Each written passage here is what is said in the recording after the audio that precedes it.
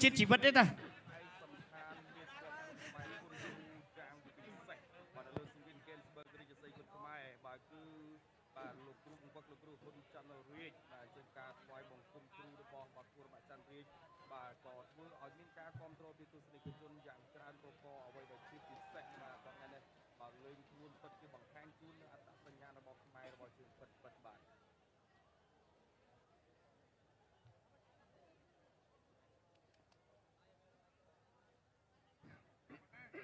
បាទនេះ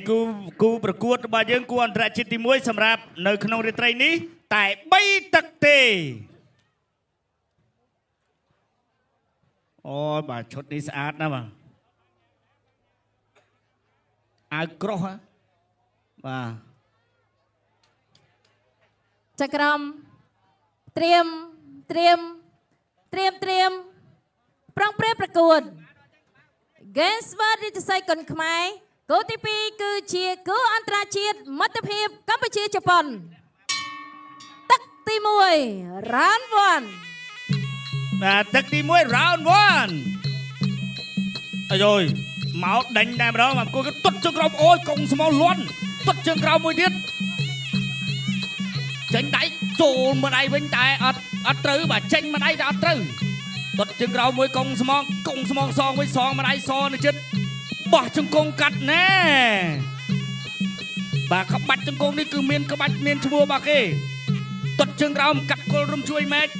ទុតមួយទៀតចូលកណ្ដាប់ដៃឆាក់បានម្ដាយវិញលោកកញ្ញាកណ្ដាលថយឆាកមកវិញមួយជើងនេះចូលចង់ជំនីលាត់បួកដុតមួយជើងទៀតមកជើងអបាញ់មិនឆ្ងាញ់ដូចកេនស្បឺកទៅទៀតធាក់មួយរបស់បង្គោលខៀវកណ្ដាប់ដៃផុតបាត់របស់បង្គោលខៀវកូរម៉ាក់ឆាកមួយបន្តិចសិនទុតជើងក្រោមអត់ដល់ទេធាក់មួយរបស់កូរម៉ាក់ទៅហើយអត់ចេញអាវុធទេ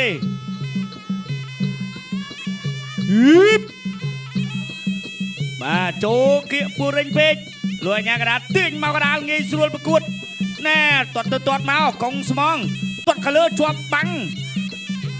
បង្គោលខៀវជាអ្នកចេញអាវុធមុនណែ